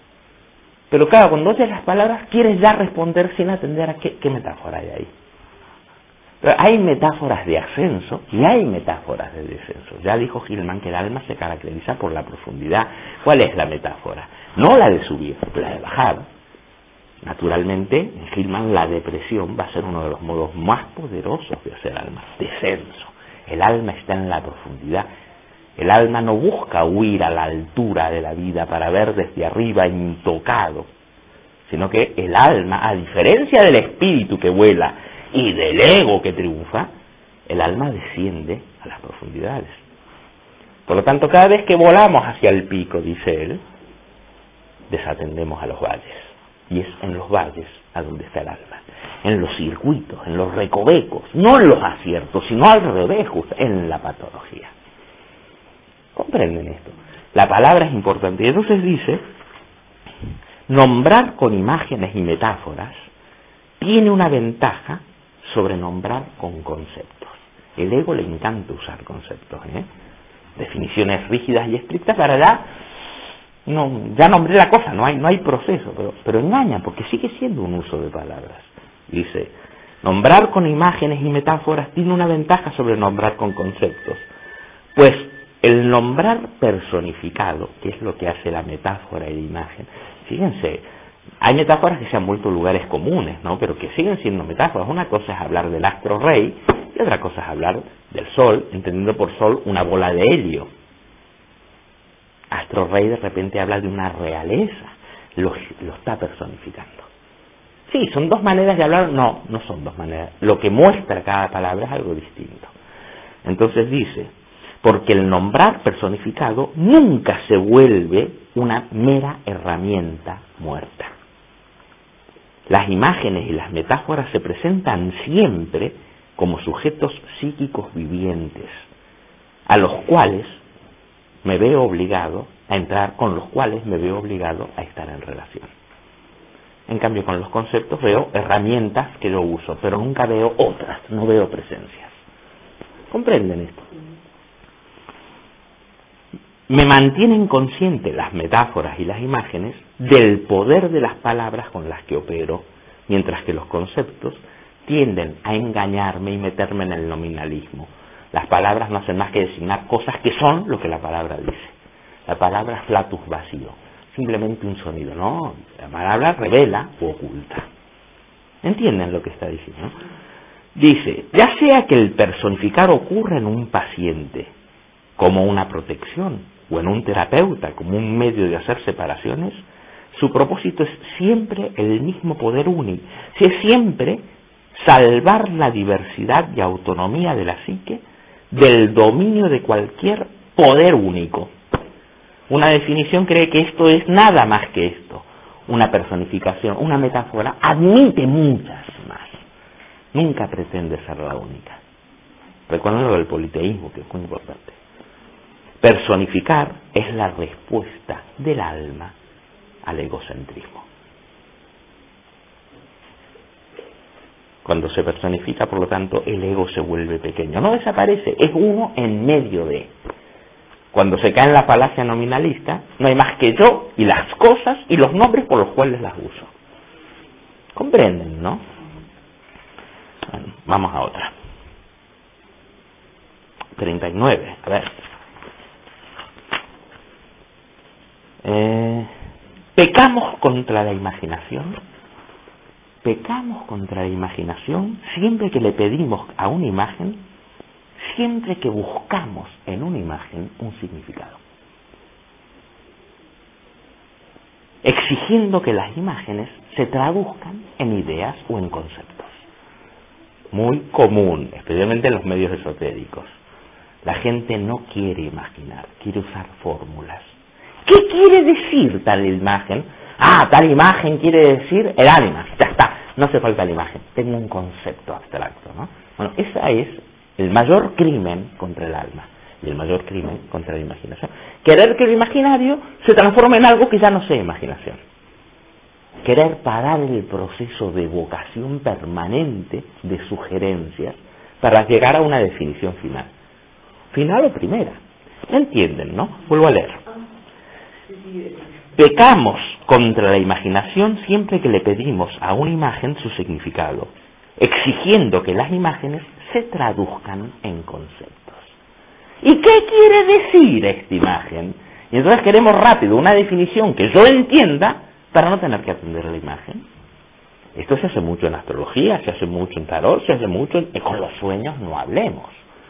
No quiero estar en contacto con esa mujer que llevaba una blusa suelta con lunares rojos y que era inquietante en su mirada. Quiero definir, era mi mamá, era mi esposa, y ya no tengo que mirar más la imagen. La imagen no se deja agotar en un qué que yo maneje, pero yo quiero tener un qué para ocuparme de la imagen y sentirme seguro, ¿no? Este es el mayor pecado contra la imaginación. Claro, las imágenes hacen alma y el alma tiene un logos que nunca se agota. El ego siempre quiere llegar a un punto fijo, final, donde ya controlo. ¿Comprenden lo que hay aquí, no? Entonces, él dice, no puedo elevar suficientemente mi voz con suficiente fuerza contra todos estos métodos. En ellos yace el abuso de la primera libertad del alma, la libertad de imaginar. Esta es la fuente de la peculiar individualidad y de nuestro arte, ciencia y cultura. La autonomía de la fantasía es el último refugio de dignidad que le queda al alma, su garantía contra todas las opresiones.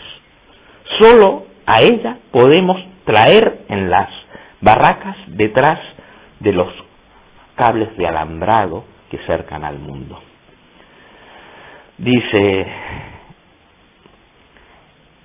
pecamos contra la imaginación siempre que le pedimos a una imagen su significado, requiriendo que las imágenes se traduzcan en conceptos. La serpiente enrollada en un rincón no se puede traducir como mi miedo, mi sexualidad, mi complejo materno, sin que automáticamente destruyamos la serpiente. Desapareció la serpiente y me quedó el complejo materno. ¿Y qué pasa con la serpiente? Ah, ya no me ocupo más de la serpiente, sé que era mi complejo materno. Había una serpiente que me aterrorizaba, es mi miedo. A partir de ahora me ocupo de mi miedo. ¿Y qué pasó con la serpiente?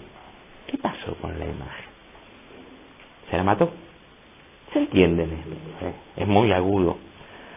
Dice: la serpiente enrollada en un rincón no se puede traducir como mi miedo, mi sexo. Además eso es personalismo puro y duro, ¿no? Mi miedo, mi sexo, o mi complejo materno, sin matar a la serpiente. No oímos música, ni tocamos esculturas, ni leemos historias con el significado en la mente, sino que la oímos, a la música, las estatuas y los cuadros, a fin de poder imaginar. Y esto es verdad. No sé, a mí me gusta mucho el arte, como imaginación, y siempre me ha molestado mucho cuando una persona dice: ¿pero qué quiere decir esa música? Bueno, no quiere decir nada. Esa persona quiere que le des una idea para no oír. Por ejemplo, le dices: es la lucha de la voluntad contra el destino, entonces ya no oye la música, ya tiene un concepto. Pues la música no quiere decir nada, es. ¿Qué quiere decir este cuadro? Pues no quiere decir nada, quiere sugerir, míralo. Ah, no, yo ya sé que en este cuadro es el sufrimiento del artista ante la opresión. Ya no hace falta el cuadro, yo muchas veces lo he dicho, ¿no? Y a los pintores se ofenden. Digo: oye, si a tu cuadro le pones como título rechazo de la sociedad sexista, pues no pintes el cuadro, pon el título, ya está. ¿Quieres decir? No quieren imágenes, quieren conceptos. Pero no es así. Una estatua, un cuadro, una música, no quieren decir nada, evocan, despiertan, es una relación sensual con la fantasía. Pero el ego quiere un concepto. ¿Y qué hace cuando tiene un concepto? Pasa de la obra. Ya entendí esta música, si la entendiste no la has oído. La música no está para ser entendida. Puedes entender cómo está hecha, todo eso para poder disfrutarla, pero nunca para traducirla en una idea, un concepto, ¿se entiende? Me explico, ¿no? Creo que lo captan a esto, yo digo, bueno, es lo que dice él. Dice: aunque el arte puede, a través del arte se pueden esconder una multitud de ignorancias psicológicas, pero al menos el arte no le pregunta a las imágenes qué significan. Las interpretaciones de las imágenes, y esto habla de la interpretación psicológica en terapia, como la interpretación del sueño. Este es tu madre, este señor que te espera en una escalera y que te da miedo es tu jefe. Entonces ya matamos al sueño, lo transformamos en cosas. Él ataca esto completamente, dice. Interpretaciones y las amplificaciones de las imágenes, incluyendo todo el juego analítico de diccionarios de símbolos y paralelos etnológicos, con frecuencia se transforman en instrumentos de la alegoría. La alegoría es el proceso por el cual se matan las imágenes, ¿no? Esta imagen quiere decir esto, y una vez que ya sabes lo que quiere decir la imagen, ya Jung hablaba de esto. Jung hablaba de que el símbolo nunca puede ser reducido a un conjunto de informaciones. En cambio la alegoría sí. Da lo mismo que en tribunales pongas una señora con una balanza o pongas justicia, porque la señora con la balanza no es más que un sinónimo de justicia. Eso es una alegoría, no un símbolo. ¿Se entiende? Hoy en día hablar de Astro Rey ya es una alegoría. Por Astro Rey ya no imaginamos nada, es un sustituto. Eso es una alegoría. Pues los psicólogos tienden a hacer de las imágenes del alma alegorías para el control del ego de la circunstancia. Dice así: en lugar de revivir la imaginación conectando nuestros intelectos conceptuales con las imágenes de los sueños y las fantasías, lo que hacen es cambiar la imagen por un comentario sobre ella, cambiar el cuadro por su significado, ya no oír la música por entender la idea que se supuestamente quiere decir, ya no atender a la imagen de la fantasía porque ya me quedé con su significado.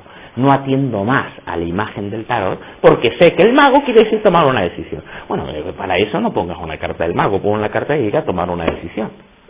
Ya está. Pues la gente quiere eso, la gente dice, ¿qué significa tal? Así no la tienen que mirar. Y se aprenden rótulos, ¿no? Ego, ego, ego. Todo eso mata al alma. Mata al alma. No es que estén mal las ideas, siempre y cuando, desde Hillman, sirvan para avivar la imaginación. Pero usar un rótulo para matar la imagen es lo mismo que el control del ego, hacer ego y no hacer alma. Bueno, como vamos mal de tiempo, voy a saltear algunas cosas.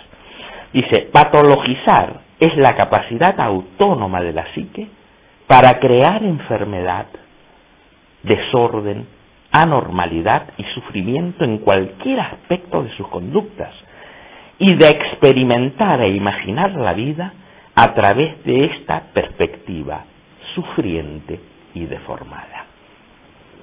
Esa es la mejor definición de patologizar. Y no es algo que yo haga, es algo que hace el alma.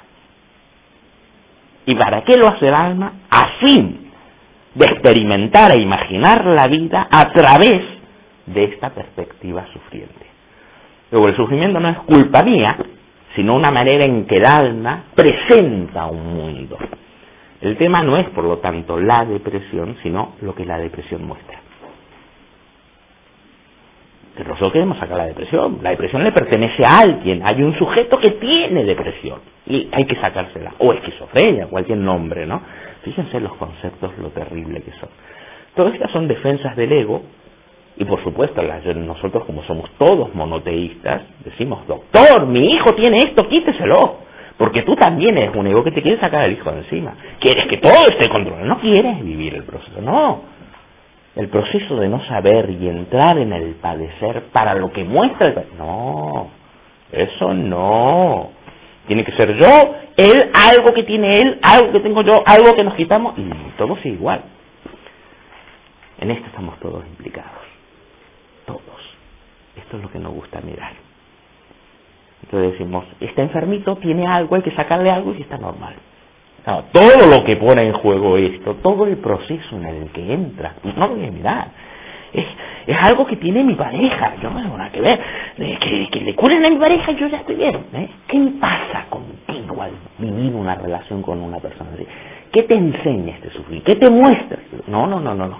Es un problema de ella, que vaya a un psicólogo, un psicoanalista, que le den un sedante, que le quiten, que... Yo dejo el coche y que me digan qué tiene, cuánto cuesta y cuándo me busca.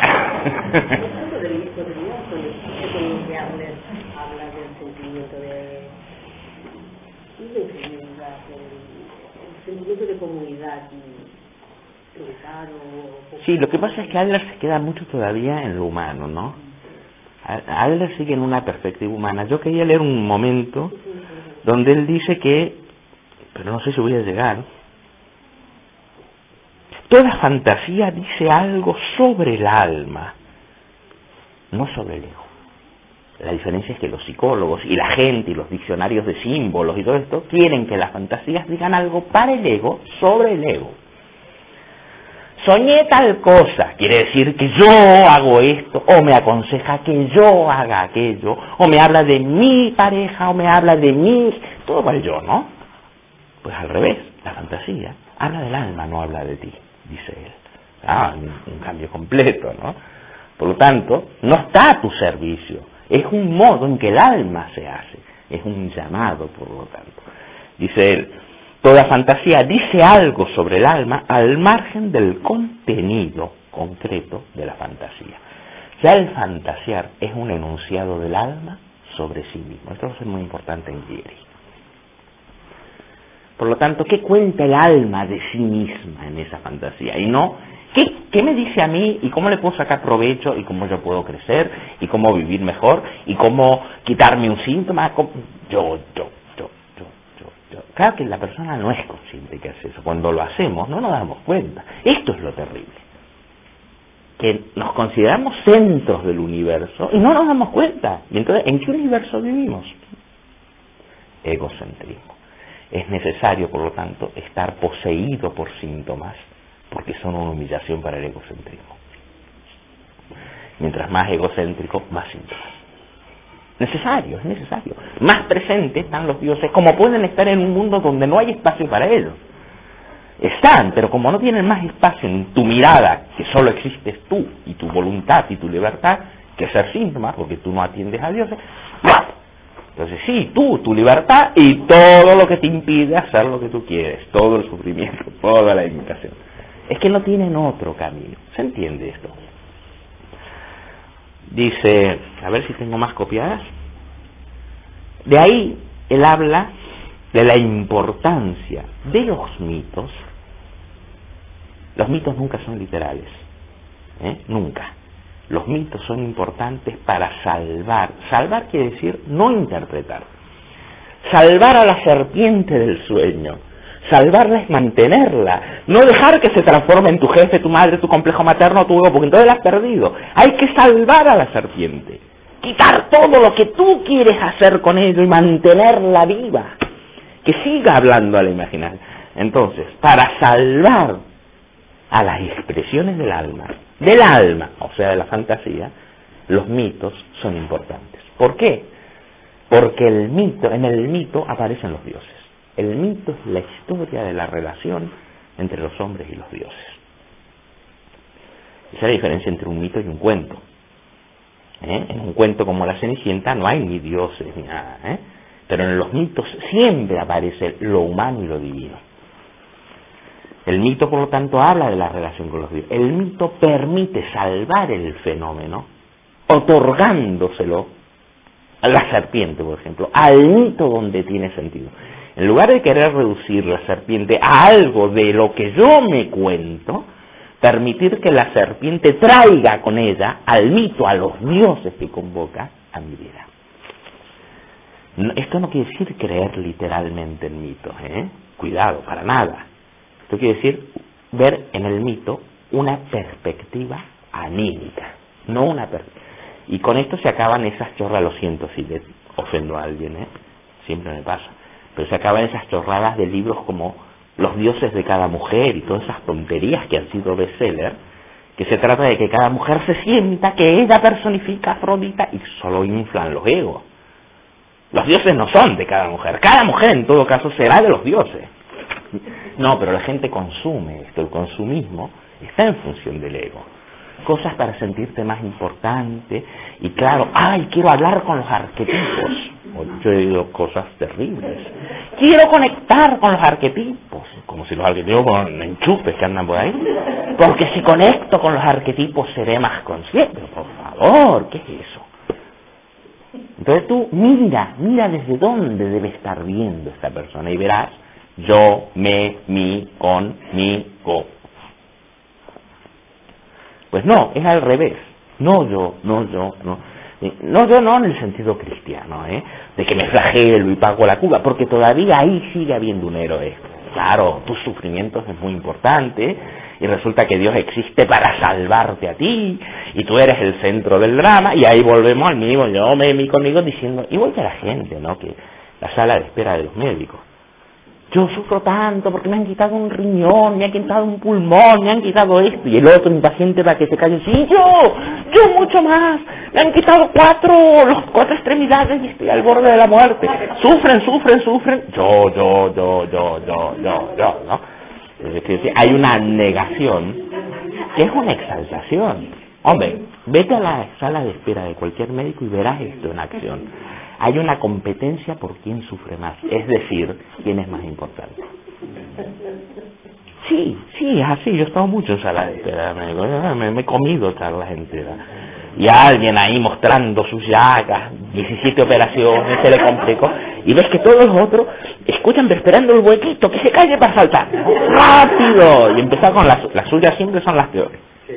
así. Entonces no oigas lo que dicen, oye desde dónde están hablando. Esto es mirar a través. ¿Y qué ves? Que tanto sufrimiento no es sufrimiento, son medallas. En el cristianismo hay esto: yo pecador, yo me esfuerzo, yo soy malo, me arrepiento, porque Dios me salvará. No, cuando decimos, ahí hay egocentrismo. Es que el mito cristiano y el egocentrismo tienen mucho que ver. Tienen mucho que ver. El mito heroico, el ego siempre tiene un cuento heroico, una tarea que realizar, un premio o un castigo, pero siempre es protagonista. Es decir, el principal personaje, aunque sea el principal sufriente, pero el principal. Sí. Entonces cuando decimos no, yo no quiere decir tú malo, porque entonces malísimo, pero yo malísimo, pero todo yo, ¿no? No. Se trata de tú no, los otros. ¿Se entiende, no? Él habla mucho, por lo tanto, de la importancia del mito, pero tampoco lo vamos a ver porque no nos da tiempo. Y luego, pues, dejo ya lo de imaginar, donde habla mucho de los mitos, los recomiendo que lo lean, es fantástico, para agarrar un punto sobre lo de las ideas, de lo que habla tanto eso, el ver a través. Dice, el alma, no yo, el alma necesita ideas. ¿Qué quiere decir? Página 119. Que saltos, y el libro no tiene desperdicio, pero ¿qué le vamos a hacer? Dice así: una psique, un alma con pocas ideas psicológicas, no ideas científicas, ideas imaginativas acerca del alma. Es que no puedes ver al alma sino a través de ideas. Un alma con pocas ideas psicológicas es fácilmente una víctima. Tiene muy pocos medios para orientarse como alma en un campo psicológico. También pierde la capacidad de ver a través de las ideas que se le imponen, pregunta las preguntas equivocadas y se olvida de sí mismo como alma. Se vuelve hacia las ideas desde otras áreas y se ve cegada por las iluminaciones centellantes, encandilantes, que llegan a ella a través de las nociones de la naturaleza, de la historia, de la religión o de la biología. Un alma que no tiene ideas psicológicas es presa de ideas de otros campos. Y entonces esa alma se cree que es cerebro, esa alma se cree que es ego, esa alma se cree que está atrapada en una persona y que es un órgano dentro. No tiene ideas a través de la cual expresarse. ¿Se entiende eso, no? Dice, tales conceptos, por ejemplo, como evolución, energía o salvación, al aclarar las oscuridades de la historia, de la religión y de la filosofía o del mundo físico, tienden a asumir más que el área de su derivación, tienden a apropiarse de la psique también, si no se las ve como ideas. Por eso cuando alguien dice, claro, el alma, porque éramos monos, bueno, esa persona ha tomado, está poseída, porque no lo ha hecho a propósito, por una idea tomada de las ciencias naturales llamada biología, la teoría darwinista, y está traspuesta al alma. No psicologiza la idea, aplica la idea al alma, y el alma se vuelve eso. Le falta idea de alma a esa alma para reconocerse como tal. ¿Entienden esto, no? Y luego dice, lo leería todo, pero es maravilloso lo que dice, pero dice, no solo que la psique sin ideas se vuelve a campos ajenos y a las ideologías, no solo eso, las ideologías, un alma sin ideas presa de cualquier ideología, víctima fácil, las consume como patatas fritas, como un hambriento consume patatas fritas tóxicas, pero está hambriento, se come lo que sea. No puede discriminar entre comida veneno y comida buena. Está tan hambriento que no sabe nada. Bueno, un alma sin idea come veneno, víctima de cualquier ideología, la P lo manejan como quiere, el sistema de valores social, se lo traga todo y percibe todo a través de él. Entonces dice así, no solo se vuelve a campos ajenos y a las ideologías, sino que también se vuelve hacia otra gente pidiendo una idea acerca de tal o tal problema, en busca de conocimiento, en busca de verdad religiosa o en busca de guía espiritual. Una psique sin ideas suficientes tiene entonces necesidad de personas, incapaz de distinguir entre las personas y las ideas que esas personas representan. En su victimización busca maestros. De aquí la dependencia en todo tipo de maestros psicológicos, desde el psiquiatra hasta el gurú, y todos los callejones sin salidas de falsos amores en nombre de las ideas, donde enamorarse es una búsqueda de ideas, y la batalla entre los amantes resulta finalmente ser una incompatibilidad de fantasías y un concurso, una lucha, una guerra entre perspectivas psicológicas. Nuestra proclividad por ideas ajenas, es decir, que no son psicológicas, religiosas, sociales, biológicas, químicas, científicas, cualquier cosa menos psicológica, nuestra posesión por las ideologías por las cuales seríamos capaces de morir, y nuestra fascinación con las personas que podrían abrir nuestros ojos a la conciencia psicológica, demuestra que el alma necesita tener ideas. La importancia apasionada de las ideas psicológicas se evidencia por la psique misma en su búsqueda y adherencia a conceptos, visiones, principios y a personas a través de las cuales poder verse. Es como si el instinto de reflexionar, que es característico del alma, ver su reflejo para reconocerse, reflejarse, esta es la conciencia. Si no hay reflejo, no hay reconocimiento. El alma nunca es un qué, por lo tanto solo podemos hablar del alma a través de sus reflejos. Solo podemos hablar de un proceso a través de los ámbitos donde se manifiesta. Solo podemos hablar de un movimiento a través de los caminos por los que pasa. Un movimiento en el aire no se ve.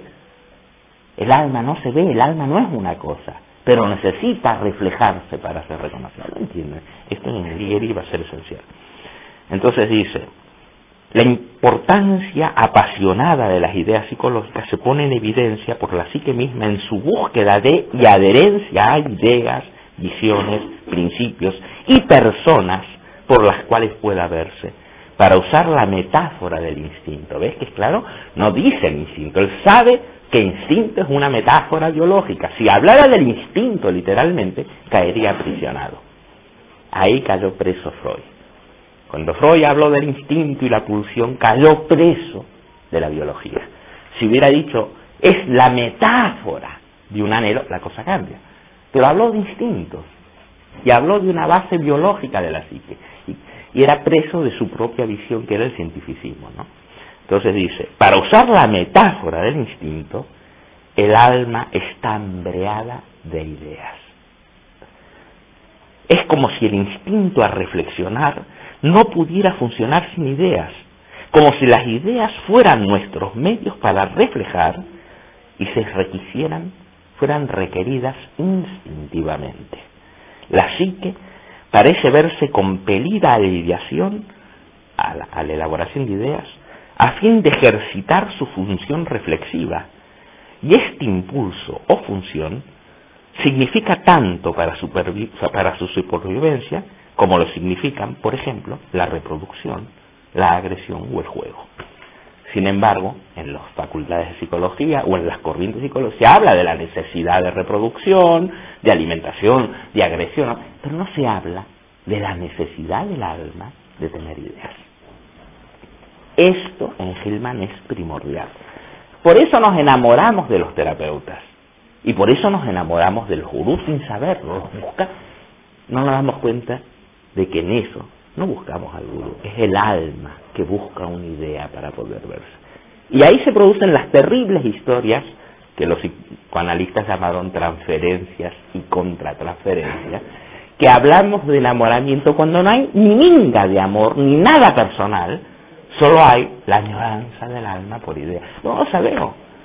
Y le reclamamos al maestro o al gurú que sea para nosotros, como si además sirviera. No sirve nada. Por eso lo elevamos y luego lo pisoteamos. Es lógico. Porque si lo hemos elevado y lo adoramos, no permite tener ideas. El alma queda atrapada, necesita derrumbarlo. Pero en todo esto no hay nada personal. Nada. Hay algo mucho más importante. La sed del alma de alcanzar ideas. ¿Comprenden lo que está diciendo Gilman? Y está él, aquí habla de él mismo, ¿no? En cierto sentido. Y yo también lo uso a propósito, ¿eh? En el sentido de que está diciendo Gilman, no soy yo. Guay del lector que empiece a partir de esto a colgarse de Gilman, porque no comprende que lo que en este libro le apasiona no es Gilman. Gilman es una mierda. Lo que hay es que el alma necesita ideas, ponte en camino, ábrete a las ideas, si no caerás en las trampas de estas luchas y estos enamoramientos tortuosos donde el alma sigue hambriada de lo que no le das. Le das gentes, le das doctrinas, le das creencias, le das fascinaciones, pero permanece sin ideas. Interesante, ¿verdad? ¿Qué hora es? ¿Tenemos tiempo? Sí, tenemos tiempo. Sí, no, un poquito más, porque empezamos a tarde. Dice, bueno, ahí es muy bonito, no vamos a ver, dice, este tema de las ideas implica tener que poner en cuestión un prejuicio del ego también, y de Occidente, y es que una cosa son las ideas y otra cosa son las acciones. Acciones. La gente te dice, no quiero ideas, quiero práctica. Y esa es una falsa escisión. Idear es un hacer. Y no hay hacer práctico que no esté empujado por una idea. Cuando una persona dice, no me vengas con ideas, dame práctica, esa persona ya tiene una idea qué es lo que quiere poner en práctica, solo que no ve la idea. Y a su vez, idear es estar en acción. No hay una teoría por un lado y otra práctica por el otro, sino que toda práctica es práctica de una idea que no se confiesa como tal, y toda teoría es una praxis, es una actividad. Pero en nuestra cultura egoica separamos ideas. Esto es una crítica a América, sobre todo, que se define como muy práctico. La ciencia de la psicología americana no quiere teorías, quiere práctica, quiere experimentos, mediciones, y dice Gilman, no se da cuenta de que está poniendo en acción una idea, la idea del alma como lo observable, y que una teoría del alma, como sería la de Freud, es una práctica, porque abre a una manera de vivir. Luego, la separación entre teoría y práctica no existe en el reino de la idea. Toda idea es su práctica, toda práctica practica una idea. ¿Lo comprenden esto?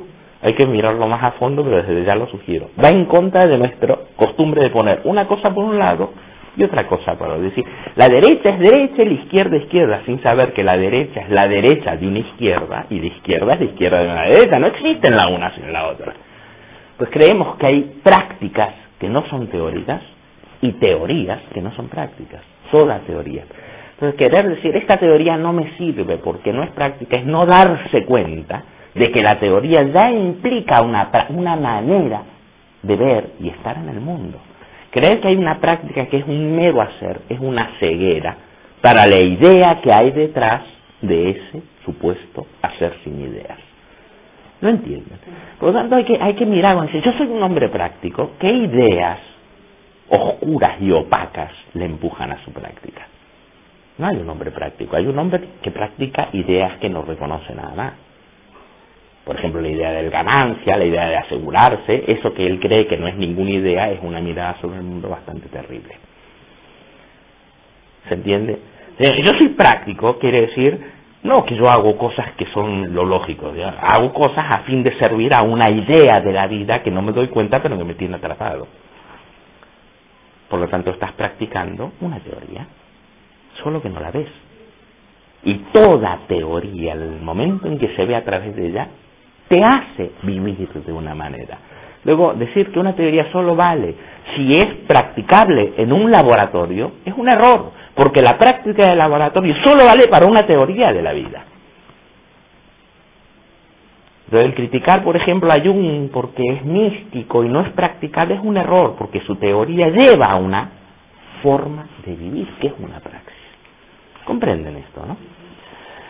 Dice así, el psicologizar que es ver a través, atender a las ideas psicológicamente hablando, ideas del alma para el alma, no ideas de la psique para el ego, que eso no es psicologizar, eso es egocentrismo puro y duro, no es hacer psique, ¿eh? Dice, el psicologizar no resuelve los problemas. Evidentemente, ¿quién quiere que se resuelvan los problemas? El ego. Los problemas son los dioses. El ego quiere vivir sin dioses para ser el único, ¿eh? El psicologizar no resuelve los problemas, sino que los disuelve en la fantasía que está congelada en ellos. ¡Wow! ¡Qué bonito! O sea, detrás, en lo que tú llamas un problema, hay una fantasía literalizada. Cuando el problema deja de ser visto solo como el problema, sino como la expresión de una imagen del alma, el problema se ha disuelto. Pero esto, qué fácil es decir, esto es alquimia. Reconocer al Dios, que hay una frase que no encontré porque no está en este libro, está en otro, que es muy bonita, de Hillman, que dice: en cada problema hay un amor escondido. Un amor escondido. Pero nosotros queremos sacarnos los problemas, no queremos amar a aquello que habla a través del problema. ¿Comprenden esto? Entonces, si lo que llamamos problema pudiéramos elevarlo, reconocer la imagen del alma que está atrapada en ello, el problema no se resolvería, simplemente ya no aparecería como tal problema. Claro, tú ya no serías el mismo tampoco, lo verías de otra forma, verías lo que vive en ese el problema, y no el problema como una cosa muerta, lo que vivo soy yo y el problema me jode. ¿Lo entienden a esto? Lo simplifico mucho, pero es por ahí por donde va Hillman. Los dioses quieren ser recordados y no que se elija entre ellos. Esto es decir, los dioses quieren ser recordados. Sí, porque que se elija uno entre ellos, o sea, caer en un monoteísmo, ¿no? Los dioses continuamente se presentan, no para que tú vivas mejor, ni para servirte, ni para llevarte al éxito, ni para darte larga vida, ni para hacerte rico, ni para hacerte más consciente, ni para hacerte crecer espiritual. No están para ti. Tú no. Los dioses lo que quieren es ser recordados.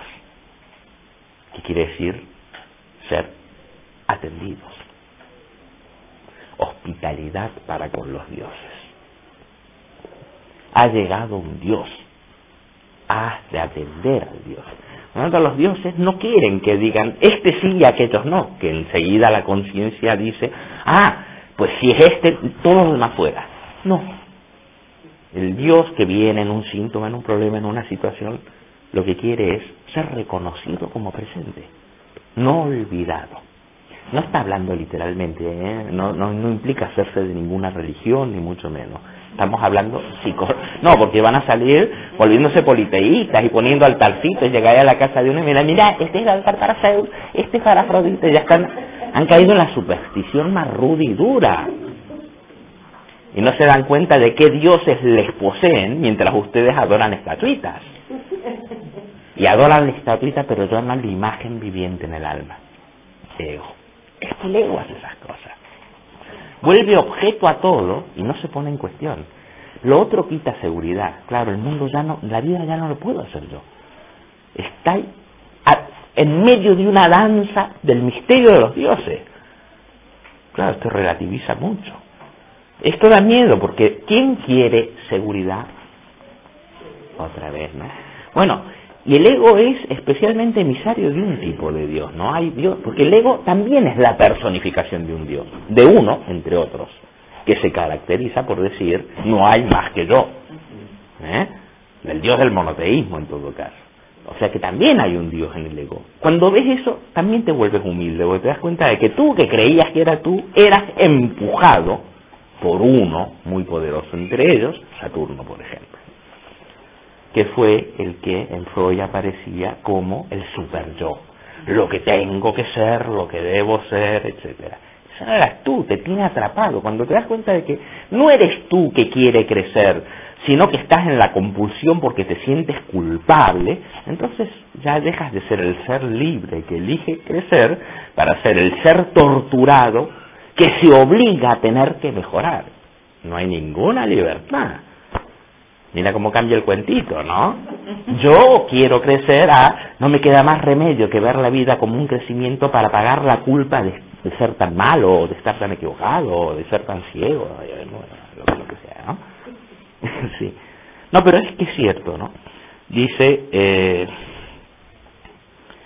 finalmente, eso tiene que ver con psicologizar, el dehumanizar o hacer alma es restablecer el mundo, no mi mundo, el gran mundo, y esto habla de los grandes procesos que aquejan al mundo. ¿Qué me importa mi cambio ecológico? A mí me importa que Juanita venga esta noche, que tenga mi cuentita, que me den los beneficios. Sí, bueno, el cambio climático, te importe o no te importe, está y hará estragos en tu vida. Pero nadie quiere.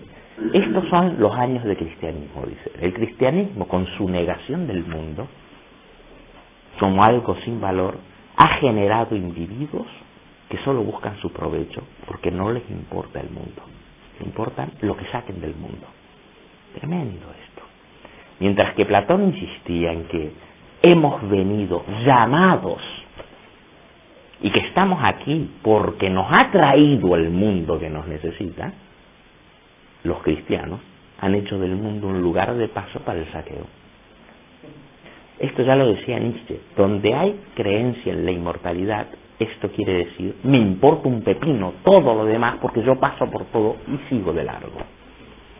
Bueno, muy crudo, pero esto muestra una conducta que ha hecho del mundo un conjunto de recursos para nuestro uso, beneficio, disfrute y abuso. No algo que cuidar, porque es material, pasa. Nosotros somos inmortales, supuestamente, ¿no? Rehumanizar es volver a darle al mundo el alma que ha sido negada.